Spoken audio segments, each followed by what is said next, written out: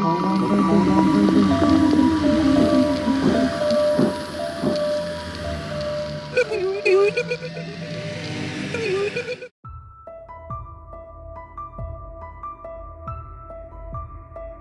itu, 19 Oktober 1987, Jakarta masih menyisakan embun malam. Jalanan belum sepenuhnya padat.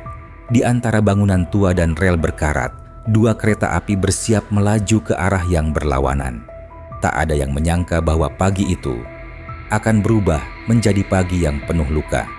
Dua kereta, satu lintasan. Satu dari Rangkas Bitung, satu lagi dari Tanah Abang. Tabrakan tak terhindarkan. Lebih dari 150 orang tewas. Puluhan lainnya luka parah. Bangkai kereta bergulung seperti mainan logam di tangan raksasa tak terlihat. Pemerintah menyebutnya kelalaian manusia. Tapi ada yang mencatat hal-hal aneh yang terjadi sebelum tragedi itu. Di stasiun Tanah Abang, pagi itu terasa berbeda. Bukan karena jumlah penumpang, bukan karena jadwal yang padat, tapi karena hening yang tidak biasa. Biasanya ramai, tapi entah kenapa, pagi itu orang-orang seperti menahan suara. Bahkan tukang kopi yang biasanya cerewet hanya diam, seolah semua menunggu sesuatu.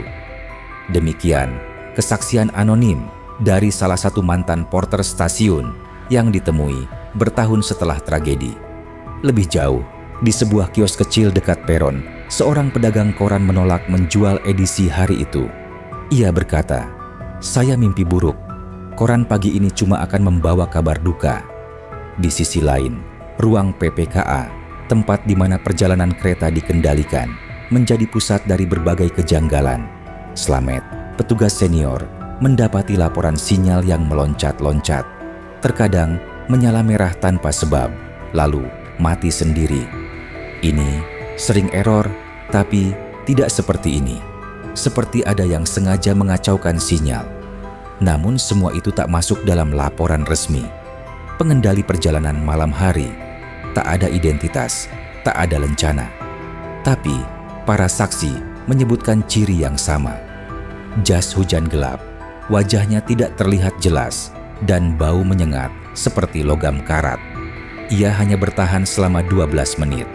Ketika pergi, ia meninggalkan sebuah map coklat berisi dokumen, laporan keuangan dari perusahaan transportasi swasta yang hampir bangkrut, dan peta jalur kereta lengkap dengan catatan kecil. Jalur 2 harus tetap berjalan. Jangan ubah, jangan hentikan saat sekis on base. Beberapa pihak menduga map itu tak pernah sampai ke pihak berwenang. Ada yang percaya pria itu adalah utusan dari kelompok korporasi saingan yang membutuhkan tragedi sebagai katalis perubahan. Pukul 7.55, kereta 225 melaju dari arah Rangkas Bitung. Penumpangnya penuh. Pelajar, pegawai, ibu-ibu, bahkan sekelompok mahasiswa arsitektur yang akan mengadakan kunjungan lapangan di Kebayoran. Di waktu yang sama, kereta 220 dari Tanah Abang baru saja diberangkatkan. Jalur yang seharusnya steril telah diberi izin jalan. Dalam waktu hanya 13 menit, dua kereta itu akan bertemu. Tidak ada sistem pengereman otomatis saat itu. Tidak ada sensor jarak, hanya komunikasi manual, manusia, dan keyakinan bahwa semua akan baik-baik saja. Tapi takdir berkata lain. Suara besi bergesekan keras, teriakan, musik naik dramatis. Pukul 08.08, tabrakan keras terjadi di kawasan Pondok Betung, Bintaro. Gerbong saling menancap, badan kereta melintir. Banyak yang tewas seketika. Beberapa korban selamat mengaku mendengar suara seperti lonceng sebelum benturan. Padahal tak ada lonceng di dalam gerbong. Satu anak kecil bahkan ditemukan masih hidup, berpegangan pada boneka yang kemudian diketahui milik penumpang di kereta lain. Dalam penyelidikan pasca tragedi, nama Harjo, petugas yang memproses pergerakan kereta pagi itu, tidak disebutkan dalam laporan resmi. Padahal ia adalah pihak terakhir yang menyetujui sinyal jalan. Harjo menghilang seminggu kemudian. Rumahnya kosong, seperti ditinggalkan mendadak. Semua catatan pribadinya lenyap kecuali satu. Di bawah lantai rumahnya, petugas menemukan secarik kertas sobek bertuliskan, "Saya hanya menjalankan perintah." Mereka bilang, "Ini untuk masa depan." Misteri ini semakin dalam ketika dua teknisi yang pernah membaca dokumen dalam map pria berjubah gelap ditemukan meninggal dalam kondisi mencurigakan. Satu jatuh dari jembatan, satu lagi tewas dalam kebakaran rumah yang tak jelas penyebabnya. Tidak ada tersangka, tidak ada penjelasan. Hari ini, jalur itu masih digunakan. Kereta-kereta melintas setiap hari, mengangkut ribuan penumpang. Tapi, warga sekitar percaya, ada waktu-waktu tertentu ketika suara kereta terdengar 2 kali, padahal hanya satu yang lewat.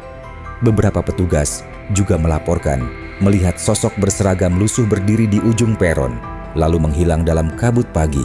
Sebagian menolak mempercayai ini. Bagi mereka, tragedi Bintaro adalah hasil dari sistem yang lemah dan koordinasi yang gagal. Tapi, bagi mereka yang ada di sana, yang merasakan sendiri dinginnya pagi dan sunyinya langit Jakarta, mereka tahu sesuatu yang tak terlihat masih tertinggal di jalur itu. Dan ketika kereta melintas, mungkin yang terdengar bukan hanya roda yang bergesekan, tapi juga suara-suara yang belum sempat pulang.